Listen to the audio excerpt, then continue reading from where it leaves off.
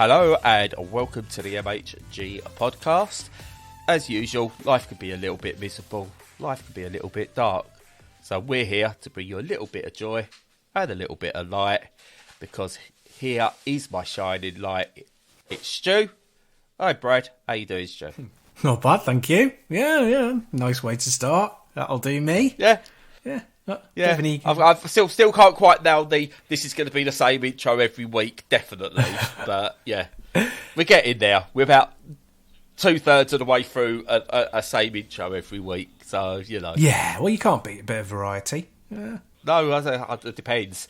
Because if you're the BBC, you're looking at variety from the 80s, you might be going, there's no one from the variety sector left anymore that we can actually put on TV. We've actually got to start making new programmes. I want to be like more on the David Tennant side of entertainment. Oh, definitely, yeah.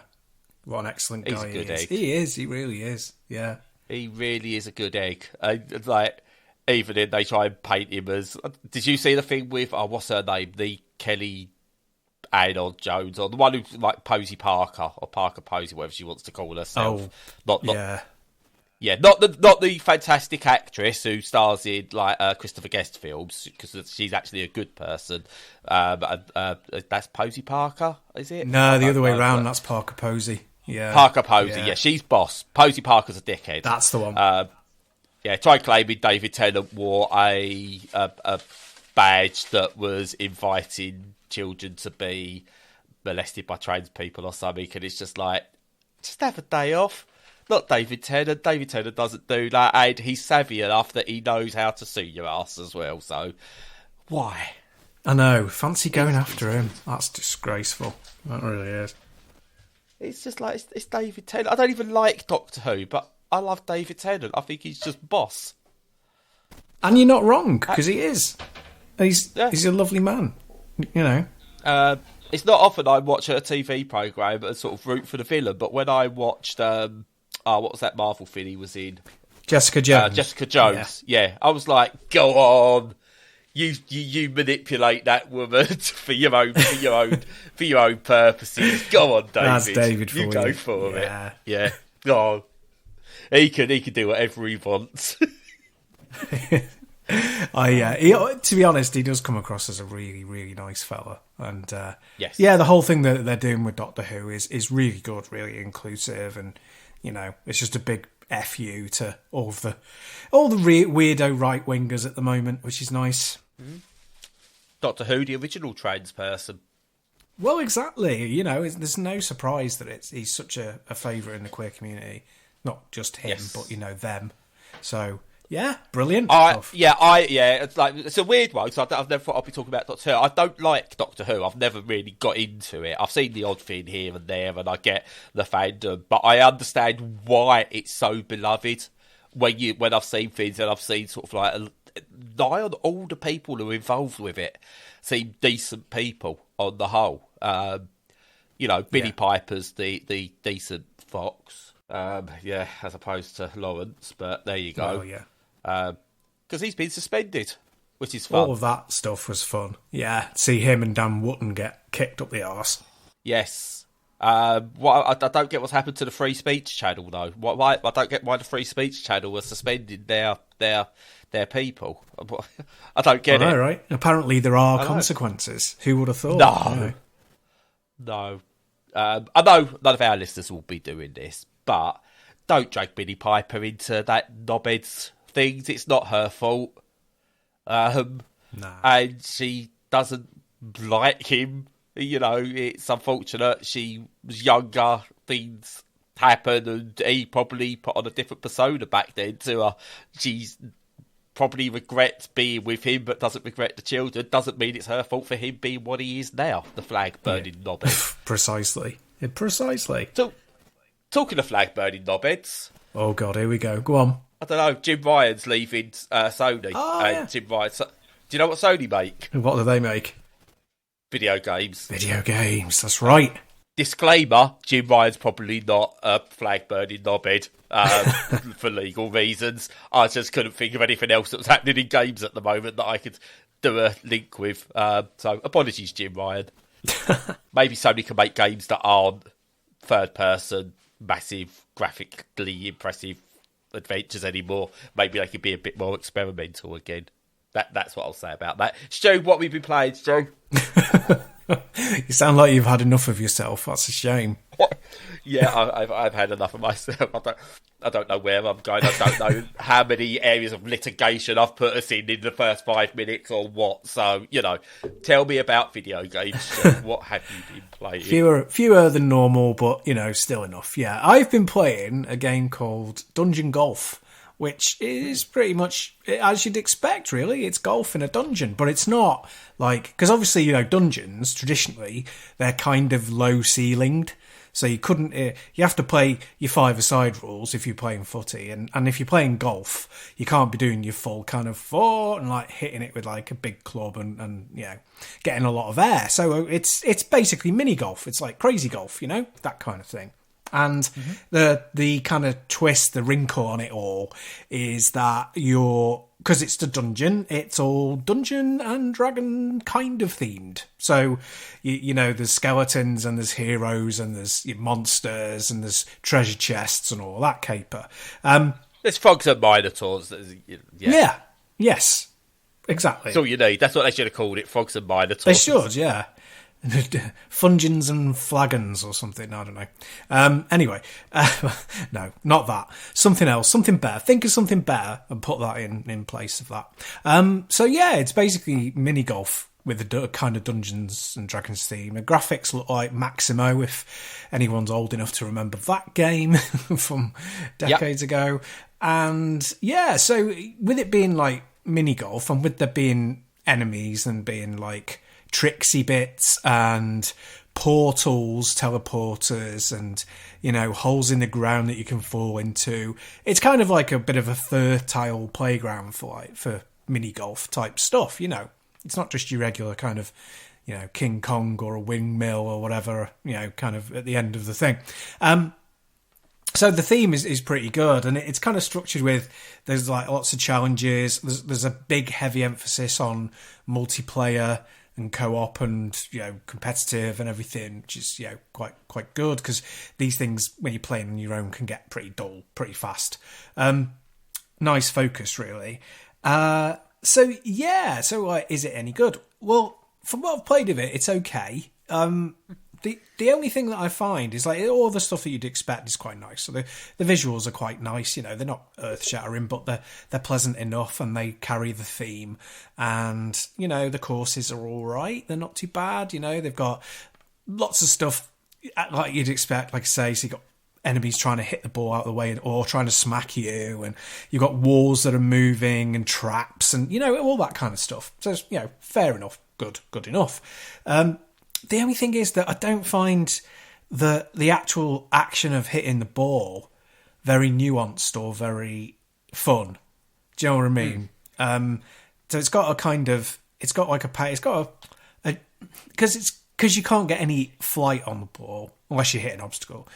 Because you can't get a flight on the ball, it's all you're hitting it along the ground, and you adjust your power and your swing, but. I don't know, it just doesn't feel very connective. It's just kind of, I'm pressing a button and I'm pressing a button again kind of a thing. And as that's the thing that you're doing most of the time, it needs to be quite arcadey and grip you. But I haven't really been gripped by that. So, yeah, that's where I am with it at the moment anyway. I think you're right there. We must clarify it is early access as well, so they are still working on the game. And on that point, I think it's a very feature-complete early access game, which is really good to see. I think we're really over that hump of early access games that were coming out at one point. But yeah, no, I'm with you. The problem with a mini-golf-based game is that it's essentially still mini-golf, which isn't that nuanced. You go down your Blackpool Pleasure Beach mini golf course or Southend-on-Sea or something like that. You hit a ball a few times and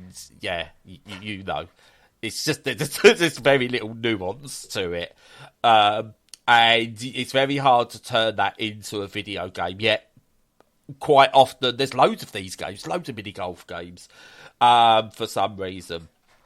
I think I've enjoyed what I've played of it so far. I've only played little bits because, again, it's early access and I want to see how it turns out as the full thing.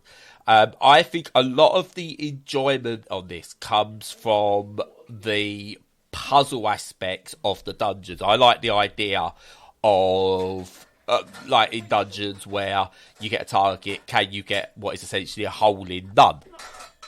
Because if you kill a monster en route by hitting it, you get a stroke back. And, you know, the ultimate goal there is to, can you get a hole in 1 or even -1?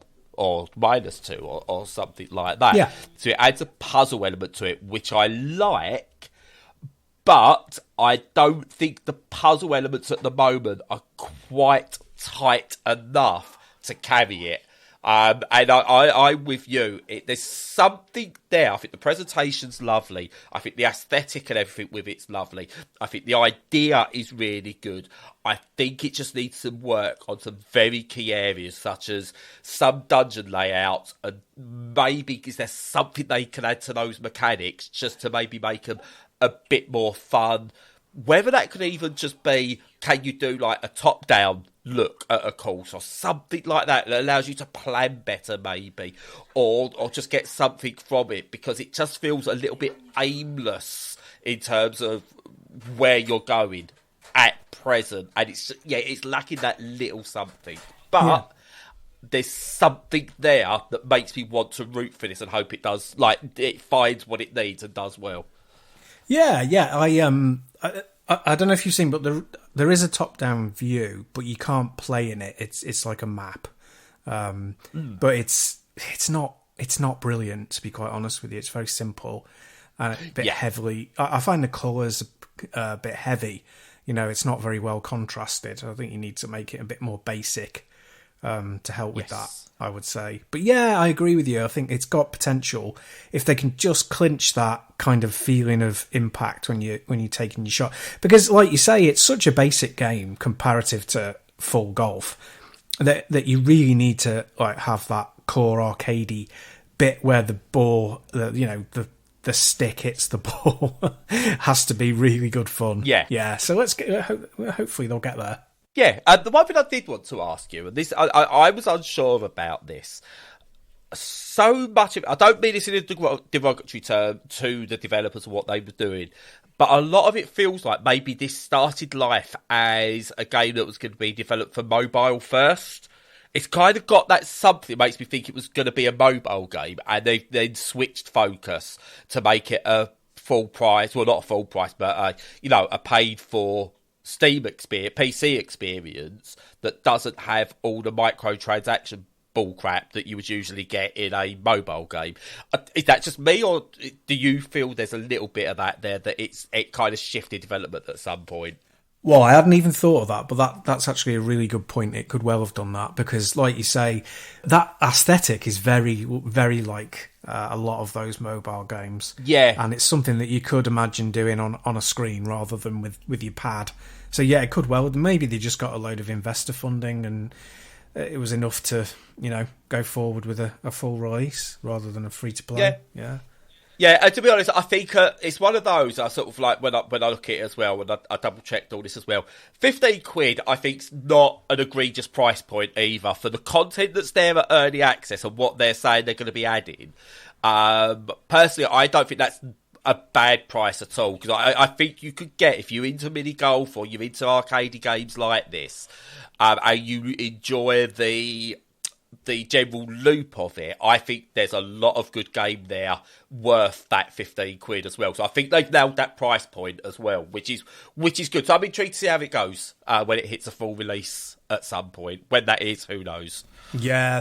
That thing of the online play, that might have been the thing that tipped it into having a good funding round and being able to be a full game, because you can't, you've got to charge £15 for something that's going to be fully hosted and supported. So yeah, fair play to them. Fingers crossed, eh? Yeah, and if it does prove up, we'll have to have a round, see how it is, see if it's any funner. Is funner a word? I don't know. See if it's more fun, more enjoyable. Whether you kind of forget that basicness when you play with a friend or Stu. Yeah. And a hated enemy, but who's actually online at that moment. Yeah, exactly. Yeah, but yeah, there's something there. Not quite there yet, but hey, it's already better than most of last week's game, so it's got that going for it. It's a winner on that on that score, definitely. It is indeed. Best thing about last week was that title.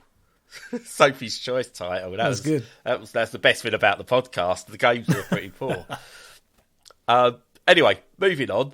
A game I picked up very, very recently and got a code for, and I want to just chat about because it's just lovely. And it's called Paleo Pines, which is essentially a farming sim exploration, Animal Crossing style-ish game with dinosaurs in it. Nice. Basically, yep, you live in this cozy world where you pick your character. You make them look how you want to look, and there's plenty of options for character building in there and outfits. And you basically go to start life on a farm, and you got to build the farm. Except you have basically friendly dinosaurs that live in this world. Yeah. And you can befriend them, and they help you fix up your farm and help you cultivate crops and all the other things you expect in a farming simulator type game. And it's just lovely. It's not it's not going to beat Stardew Valley. It's not going to beat Animal Crossing or anything like that. But yeah, it's cozy and lovely and cute, and the dinosaurs are boss. They're not gone for overly realistic looking dinosaurs, but they've got like enough of a look about them that you can tell they are based on other dinosaurs, even if they're not exact one-to-ones, and they've got all lovely personalities, almost like cats and dogs in the way their personalities are and things like that. It's a lovely pastelish aesthetic to everything. Just bright, colourful. I think it's aimed at kids more than anything, but I put it on and just went, oh my god, this is beautiful and lovely, and I can't wait to play some more. It's like fairly in depth when it comes to the farming side of stuff. You have to do things. You have to do things to help make keep the dinosaurs happy, because part of it is creating a dinosaur sanctuary. And you interact with different locals. You can buy things, expand, etc., etc. I say I've only put a couple of hours into it, but I can see myself being one of those games like Animal Crossing that I go back to for half an hour daily, just because it's just a lovely world to be in. And I've got not much else to say about it in terms of all like the mechanics and everything, because I'm so early in. But I kind of put it on and just went, oh, this is going to be... I've got a feeling this could be like quite cheap, or not nasty, but just kind of like so... Me too, not me too, that's the wrong phrase. So, been there, done that, it's seen an Animal Crossing and went, yeah, that cover looks nice, let's try and build a game of it. That's honestly how I thought it would come across. Put it on, and it's just something so nice about it that grabs you. And I think it'll be one that if you've got family, if you've got kids, sit down, play it with them, because it's almost set up for that level of play. And yeah, it's just lovely little dinosaur ranching, farming sim, Animal Crossing, life sim type thing about community, friendship, and yeah, stuff. It's just beautiful. Oh, lovely. I don't suppose there's a Switch version, is there? Because Mrs. Stew would like that, I reckon. She's obsessed with dinosaurs. Let me just check my notes. I am having a look at my notes that I made before we started. Yes. Nice. Yes. Nice. There is a Switch version. It's got its initial release date as June 19th. Now, it isn't June. Well, at least on Steam, it wasn't June 19th. On Steam, it was the 26th of September. It may have been on Switch before that. I don't know. But it came out on Steam the other day. But it is on Switch, or coming to Switch, or one of the two. So, yeah. Very cool. 20 quid on Steam. Again, if you're into Animal Crossing style games or that, or farming ranching type games, you know what your value's going to be out of this. You know, if you was willing to pay 50 quid for Animal Crossing, 20 quid for a game that's got a different aesthetic to it, and dinosaurs, I think, yeah, absolutely fine. Steam Deck verified as well, so if you wanted to buy her own Steam Deck, Stu, you could do that. Yeah. No. No.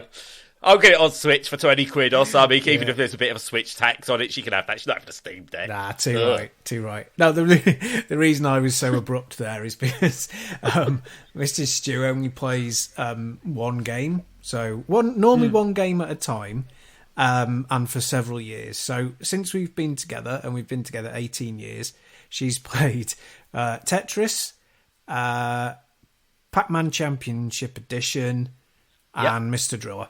And that's it. She's been playing Mr. Driller now for, I think, about 4 years. So she's still only got 100 metres down. Yeah. No, it's not that she's rubbish. It's just that she's addicted.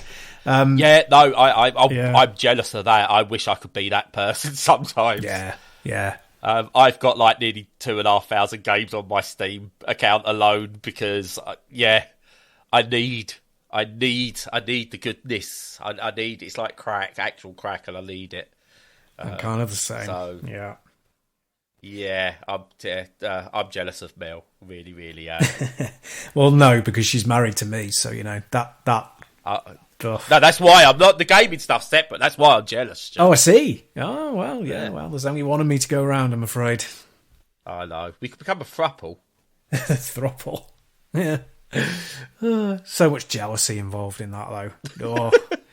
Not worth it. If you're the right sort of... Okay, that's a different conversation for another day. I think if you're the right sort of person, I think it works. But yeah, I think you've really got to be the right sort of people for that to work. I'm not trying to convince you that we should become a couple. Obviously, that's a bit for the show. Oh, of course. Yeah, we'll talk later. Yeah, we'll talk later. I think he bought that anyway. Yeah. That's that. Yeah. And yeah, that's absolutely brilliant. Now, the complete opposite of that, not in terms of quality, but in terms of aesthetic and stuff like that and cuteness, the other game I've been playing, which I can now talk about because I've been playing for a couple of weeks, is a Lamplight, the Lamplighters League, to get the title correct. Okay. Which is, I think, this sort of thing you don't mind, this sort of game. It's a turn-based strategy RPG. Because I know you've played a couple of them, but I can't remember which one it was that you played a couple of years ago that was really good. But anyway. Yeah, I do like tactical RPGs and turn-based stuff. Yeah. Now, Lamplighters League, the hook on it, and we'll get into the mechanics of it in a second. It's kind of like a caper. Like a film noir style caper where like a band of misfits like all come together. They've all got unique abilities, and there's this mystery going on, and this globe-trotting adventure that they go on, and it's kind of got this like oldie style 50s, 60s style movie aesthetic to it. It's just like set. I want to say it feels like at times it's set like towards the end of like the Second World War or something like that. But it's really, really, really like interesting story with really cool, interesting characters, and the aesthetic is just, I say, it's brilliant. It's like a noir caper. And it's done this thing where, and this is something I really like now with a lot of turn-based games. Jagged Alliance does it really, really well.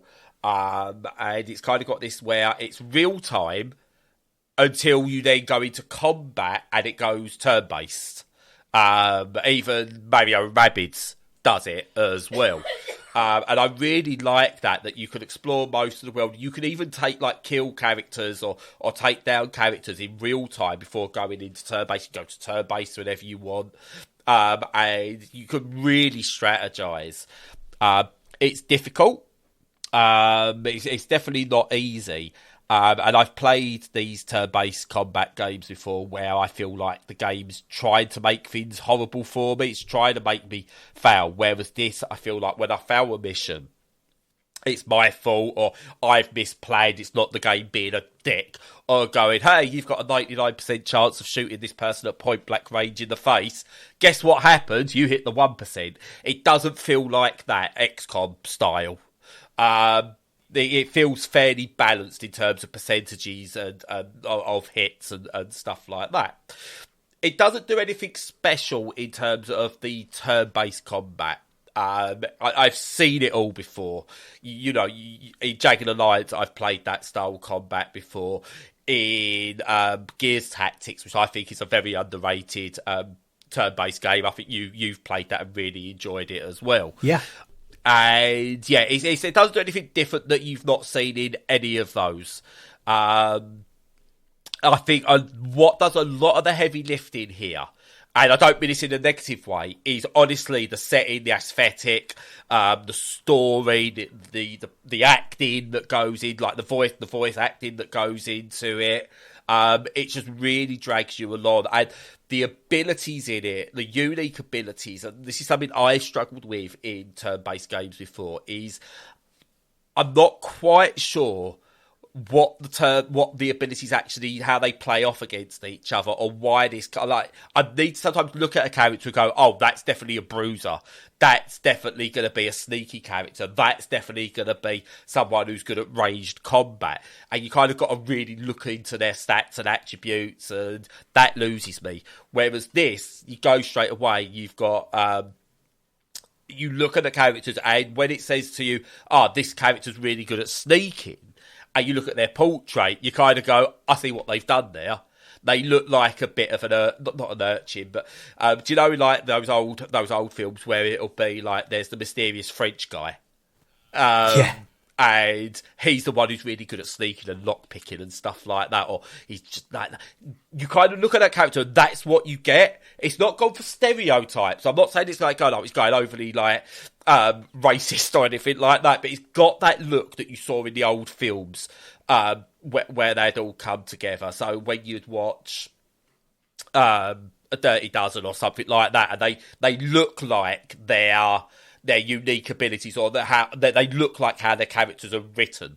This is what you get here, and it's really, really, really good. So your bruisers and stuff like that are big, burly people. The abilities are fun. So you've got some that come do repeatable abilities. So there's a character early on who can rush someone from behind and knock them out.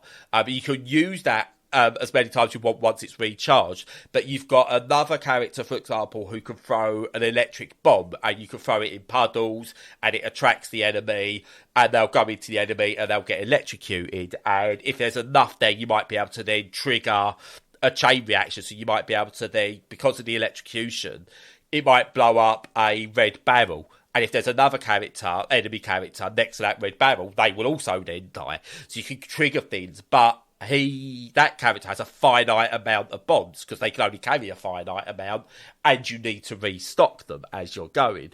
So it adds that balance that you can go, right, how much can I abuse this character compared to this one to get through this scenario? And it doesn't punish you for wanting to avoid combat as well. In fact, it encourages it at points where it goes, look, at this point, if you could just focus on these to get to the end of this level, that's all you need to do. Don't worry about those. If you worry about those, they're going to absolutely wipe you out and destroy you. And the structure of it, I said, it's difficult, and I've lost many times. I've had to restart many times. Like, levels, not the entire game or anything. All comes together really, really well. The bits in between where you do the XCOM-y bit of levelling up characters, getting mission briefings, building your squad, upgrading abilities, all that kind of things there. And it's deep but simplified. So again, I've played XCOM, and you kind of that almost like a base building thing going on between levels in XCOM. Really, I was like, yeah, that blows my mind. That's two separate games. Don't do that to me. This is a lot more simplified, but has that depth. Again, like you'd expect in something like Gears Tactics. But again, I think it's kind of honed it in a bit more, that it doesn't even feel as overwhelming as Gears Tactics can get in that scenario. Yeah, absolutely outstanding outstanding. I've just loved every moment of this game so far. And I want to get to the end because it's like the whole ethos, the whole thing over it is like this countdown and you're in a race to prevent doomsday. That's kind of the overall structure to it. And you can feel the danger as you go. And yeah, I'm intrigued to see how this goes. And it's something I've not really had in a turn-based game like this before, where I actually care about the story. It's just like I'm going from mission to mission for the sake of going to mission in other games. No, they've nailed the storytelling of it absolutely wonderfully. And yeah, I think this is going to be a bit of a surprise hit this year. Nice. So on Steam, it's down as the 3rd of October release. So yeah, not embargoed or anything. I'm not breaking embargo. Oh, okay. No, embargo's up on Friday. We record Thursday. This doesn't go up until Saturday. I am safe. Nice. Good. No, that looks really cool. Yeah, no, that looks like it will fill a right good niche for people as well. Yeah. Yes. Yeah. And it comes on Game Pass if you're a bit worried about dropping 40 notes on it. And again, I think we're looking at 40 notes. It's not even a full price game these days, is it? 40 quid. Nope. No, it ain't. No. What's full price nowadays? 70? It is, yeah. So, days gone by, I would have gone, 40 quid for a game like this. It's, you might need to, but we're looking at, that's a normal AA price these days, mid-tier price. And there's plenty, if you're into these sort of games, you're going to love this. If you're not sure, it's on Game Pass. So give it a little go on Game Pass first. Yeah. If you need to. But brilliant. Absolutely brilliant sleeper hit. Lovely. Yeah. Yeah. Just before we move on to anything else, I just remembered when we were talking before about, games that my wife's played. I've played another game this week. Well, not technically this week, but I don't know when is this for adult ears only? No, not this time. No, no toys involved. We had a day's holiday. We were just we stayed overnight down in Barmouth, and it was a lovely place. And they've got an arcade that actually has some games in it, which is nice. And they had the Walking Dead arcade game, which you would probably normally fairly rightly think, oh God, what's that like? But it's actually really good. I really enjoyed it. So it's like a light gun game. It's like a sit down cab, and it's it's covered over like the Jurassic Park one, and it's got these great big crossbow things, and you pull the trigger to fire your arrows, and bolts, and you have a big kind of crank thing on the top of it to reload it, and you have to get headshots to beat the zombies. So. Yeah, it's really nice. It's really cool. It's dead good fun. It's one of those that wouldn't survive outside the arcade because it's too simplistic. Yeah. But with that specific peripheral and that cabinet, it's really excellent fun. Really enjoyed it. Which is what the arcades are about. You got it. Having stuff that you can't replicate at home. That's right. And it's a shame this isn't Sega. I've just had a look here and God, they've missed the trick by not having House of the Walking Dead. Oh, exactly. Yeah. Because that's looking at the graphics of it, not the graphics, the screenshots, sorry. That's exactly what I'm getting is House of the Dead vibes. Yes. And all the right ways as well. It's like House of the Dead crossed with Borderlands in the visuals. Yeah, a little bit. It's not cel shaded though. It's just regular kind of. Yeah, but it's some brightness to it, and the UI looks a bit Borderlandsy as well. Yeah. But I'm gonna look out for that. Yeah, keep how much is it a play? It was £1 where I was, which is really good. Oh, it's not bad. Yeah, it's really good. That's not bad at all. Yeah, because I get worried now because some of them allow you to do like tap. When they're allowed to tap credit cards and debit cards and stuff like that, you go, oh God, this is going to be expensive. So if you can just put £1 in it, that's good. Yeah, absolutely. Yeah, so hopefully it's £1 wherever you see it. But yeah, if you see it, give it a go because it's really good fun. Oh yeah, definitely. Yeah, House of the Walking Dead, because that's what it's going to be called. Yes, it is from now on. Boss, that looks really good. There we go. We've covered arcade games as well now. I know. What if I could now write to Sega and ask them to send me a review Daytona USA cab? That's how it works, isn't it? Yeah. Maybe there you go. Send me a review the Daytona USA cab, please. Yeah, we just taught them into ramping up their arcade production again and really getting back into it. That's what you should do. Sega Bass Fishing arcade game. Come on, Sega, get to it. Let's do it. Yeah. Well, I mean, it originally was. Fishing. So Yeah, I know. Yeah. I know. So want it back. Arcade fishing. Who would have thought arcade fishing could be one of the most enthralling, exciting games you could play? I know. We talked about it in our episode 100 special. It's going to turn into a Sega fancast again. I know. About how much we love the fishing mod. I love it. I love all that stuff. I might have something down the line related to some Sega stuff, but I'm going to keep stum for now until I've got a little bit more detail. But yeah, there might be something coming along on that front. Yeah, excellent. That's it for games. I've not been playing much because I kind of got drawn in by those two games essentially, and a little bit of Dungeon Golf as well.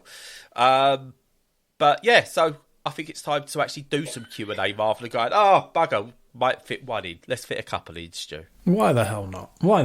So, okay, here's a good one.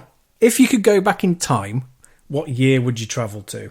Am I allowed to say and be really, really dark here and say 1980, late 1980, early 81, and have myself miscarried? Oh, wow. Now that is dark. Yeah. Yeah, I know. Honestly, 77. European Cup final. I'd love to go and watch that in person. Yeah. Nice. As a Liverpool fan, 1977. I'd love to go and do that. Yeah, no, that would be good. Rome, that'd be amazing. Yeah, it's nothing. You can either have the really dark answer, I have terminate myself in pregnancy. It's the whole Hitler situation, or football. Unfortunately, it's about as deep as it goes. Because I could go with I'd go back and invent Apple or something. I don't think I could handle that. I don't think I could. I don't want to be a multi-billionaire. I couldn't be that person. So, yeah. I'm the opposite of Bruno Mars, unfortunately. But yeah, 1977 European Cup final. Let's have it.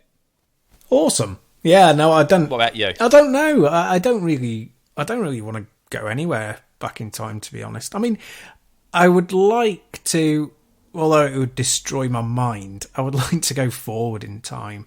Like if somebody said, like, when you're on your deathbed, all right, you're going to die, so do you want to see the future?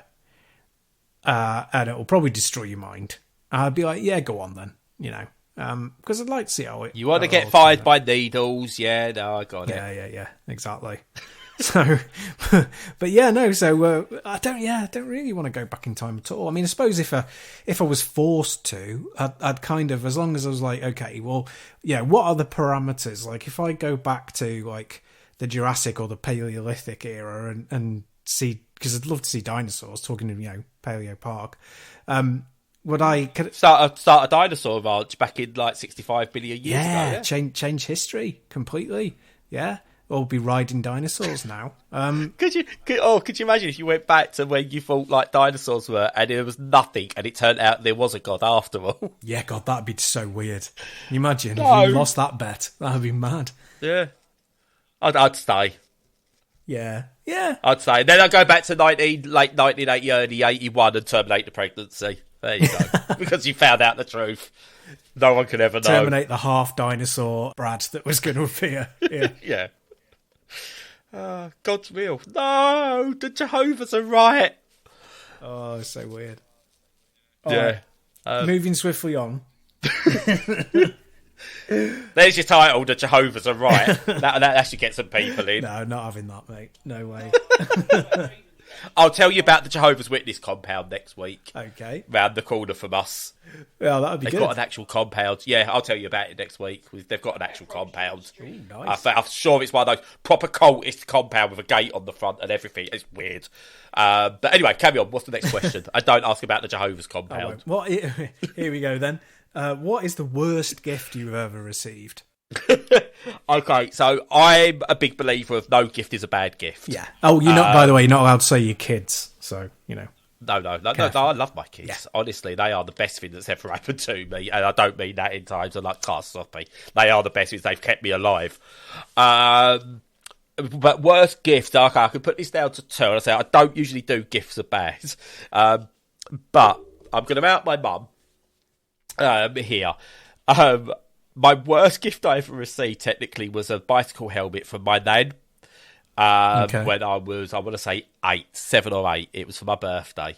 I got a bicycle, went out shopping with my nan because I had my BMX and everything. And I was like, oh, I love my BMX. I was, that sort of age. Nan, can I get a BMX hat, bicycle helmet? And she went, yeah, I'll get you a bicycle helmet. Got my bicycle. I'm really excited. Got home. Mum, I want to go on my bicycle. Can I go on my bike? Look, Nan's bought me a helmet. And Mum goes, no, you can't. The shed's been broken into. And your bike's been stolen. I was like, no, I was devastated until I found out that no, my Boss BMX bike would then come back to me a few weeks later, having been resprayed by my mum because there was a bit of an insurance jobbery going on. This was back in the 80s. Oh, that is mental. That is such a good story. Yeah, but this is what my mum's like. I love my mum. She is brilliant.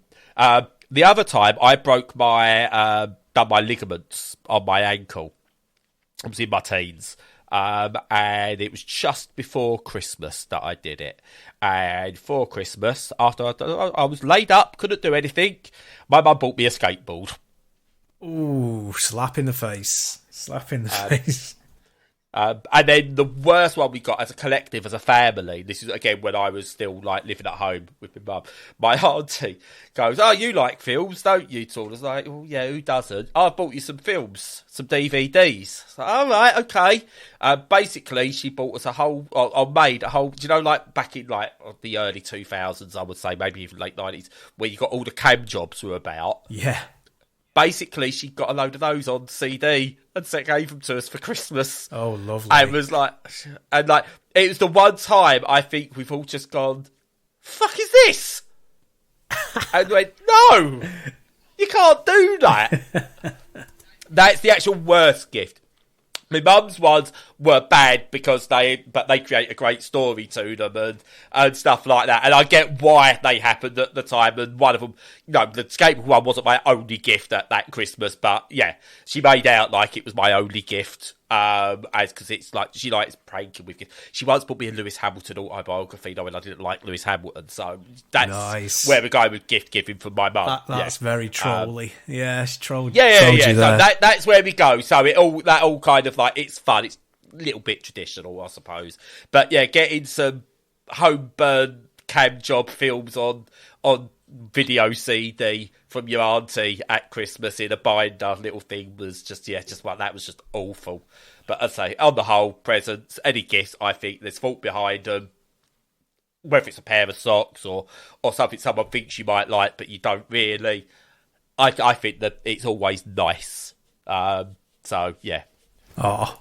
What about you, apart from that syphilis I gave you? Well, that was a more of a New Year thing, wasn't it? But yeah, you get carried away at the turn of the century.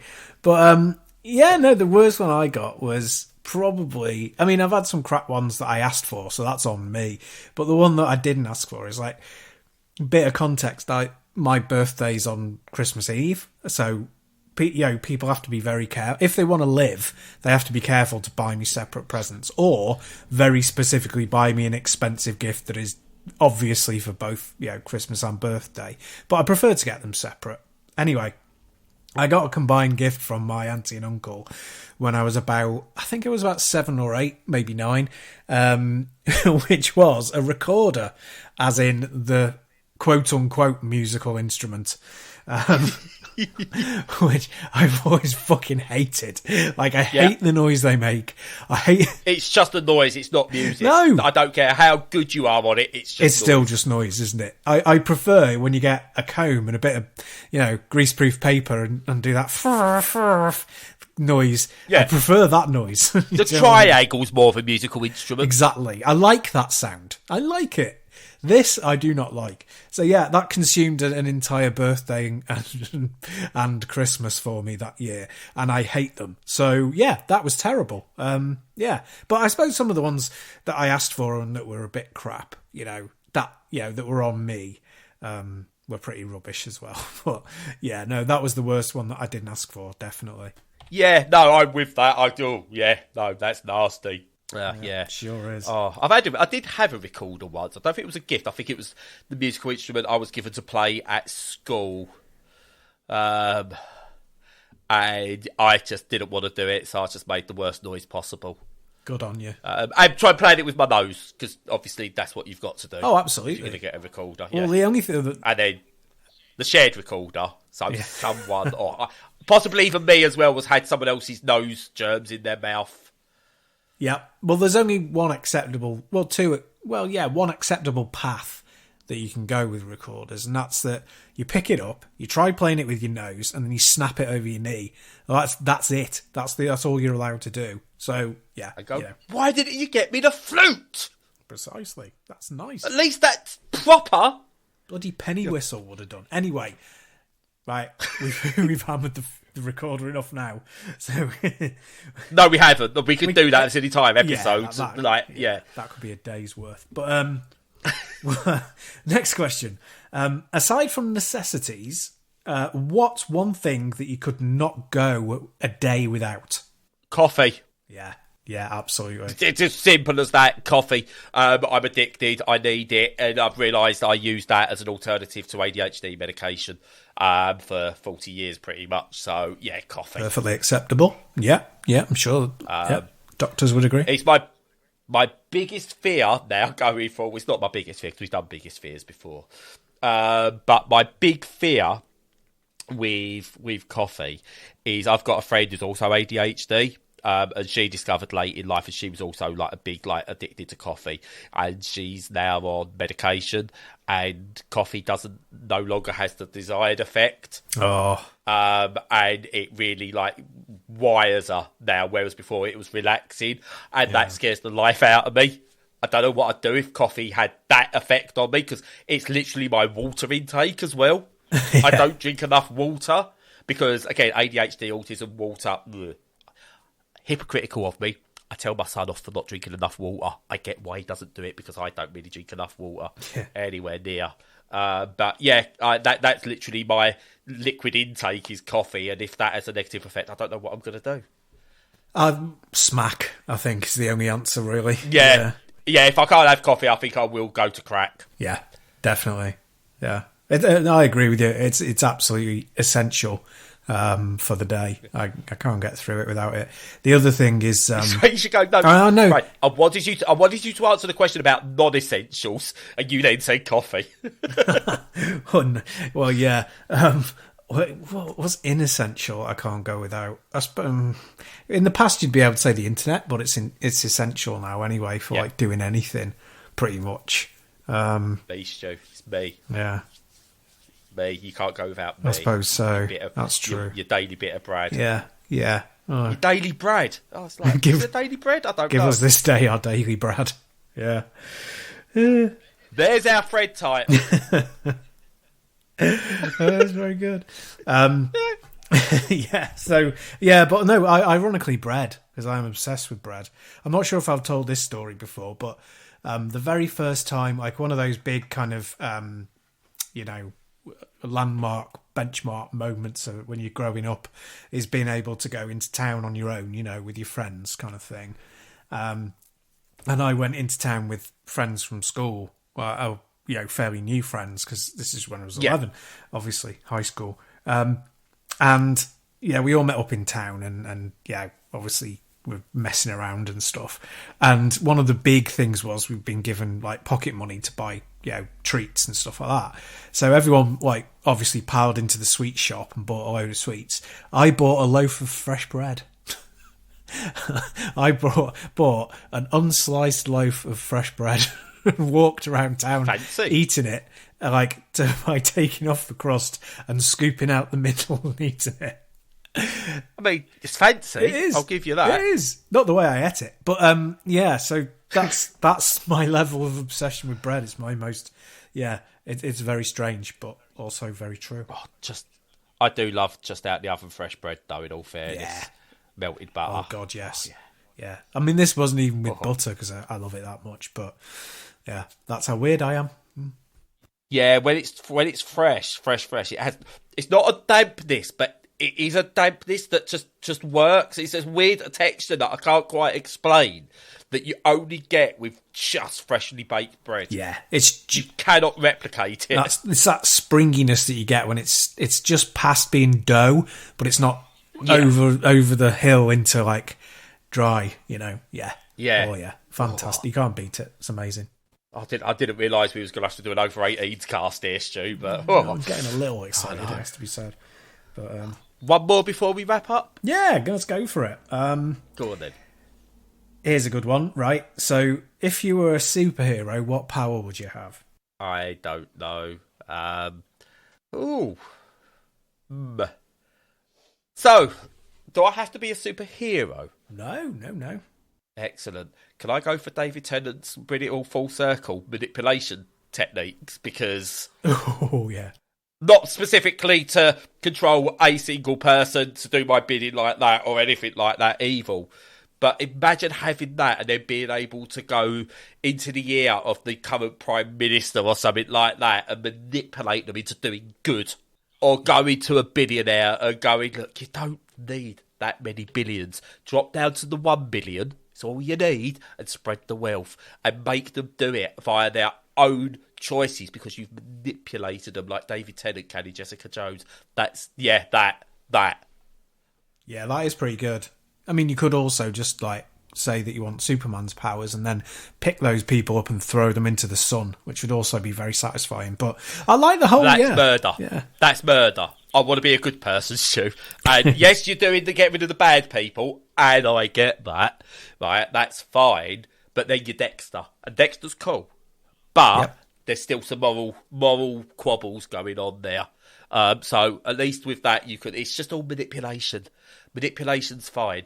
Okay. Okay. Actual murder, maybe we draw the line a little bit. Gotcha. Okay, we know where your ethical boundaries are now. That's good to know. Yes. Yeah. What we do know is Stu's about to come up with reasons why he can murder people. So, Stu, what would your superpower be? I would be a mass murderer. Actually, I could do that now. So, yeah, why not? No, I think, it would be cool to have, like, if you had a group of superpowers, it'd be like Superman's, because then you could just do basically whatever you wanted and not worry about it. The whole flying thing, not worried about being hurt, all that kind of stuff. But if there was one kind of like basic thing to have, it would be like super sight, which sounds a bit boring, but I just being able to like glasses. Yeah, basically having telescopes strapped to your head. Yeah. What would be your superpower? Hardware, glasses. Well, no, I think it'd be pretty cool just to be able to see anything you wanted at any distance, whenever you wanted to. It'd be really good. I know that's really weird, but I think it'd be quite cool. Yeah, no. The reason I couldn't be Superman, and I don't think many of us could be Superman, is I think the truest depiction of Superman is Homelander. Yeah. Because I think most people would turn into Homelander rather than Superman. You would, wouldn't you? You couldn't help yourself. Plus, I'd really want to know, could I clap my hands and make a person with super hearing go deaf and brain melt inside their brain and make them die? Because who wouldn't want to test that ability out? True. Or explode. Oh, who's the one? I forgot what her name is, but the one who can make people's heads explode. That's a cool superpower. Oh, God, yeah, that's mental, that one. It's a bit, do you know what? Limiting. They're all, I couldn't say any of the villains. There's no villains as such in The Boys. Do you know what? Put me in The Boys. They're all all villains. All of it. All of their power. Even the good people, yeah. Even the quote-unquote good people are villains. Apart from Simon Pegg. He's the only good person in it. Yeah. Huey's a bastard. Yeah. Huey's going to be the biggest bastard in that eventually. Starlight. He's going to turn into a Homelander. Yeah. Starlight's okay, isn't she? Yeah, no, she's a bit manipulative at times, and she uses her. Yeah, no, she's still not morally all like 100%. She's still got some darkness to her and stuff like that as well. She's probably the closest to a heroine hero type figure, but there's ambiguity there, and they can take her places. That's for sure. But Huey's going to turn out to be the big bad, I reckon, in that eventually. Could well be. Because he's going to turn... I want to start that from the beginning, actually. I'm going to start that from the beginning because that was so good. But yeah, I'm either going to be David Tennant or any of the people from The Boys. Nice. Nice. Yeah. Fair enough. Well, I think that's all we got time for on that stuff today. Yep. But yeah, very good. We started off with going, oh, these people are not nice, and everyone should be nice to each other too. Right, hey, we want to be murderous superheroes. Yeah, too right. I think that brings it all about nicely. So, do you know what, Stu? What? Like a good superhero. I don't know. That's not even make sense. I'm just going to shut up now. And that's why we use the I'm going to shut up now thing. So yeah, sorry, that was a bit... I should have used it right at the start, in all fairness. Yeah. My superpower would be making Brad mute. That's it. That's all it is. No, I'm only kidding. Or am I? Yes, I am. I'm not. I will shut up now. So yes, as usual, follow us on all the socials. Check out the website for our content and watch YouTube videos and all of our reviews and stuff like that. Join us on Discord if you'd like to chat. And until next time, as usual, stay safe and stay sane.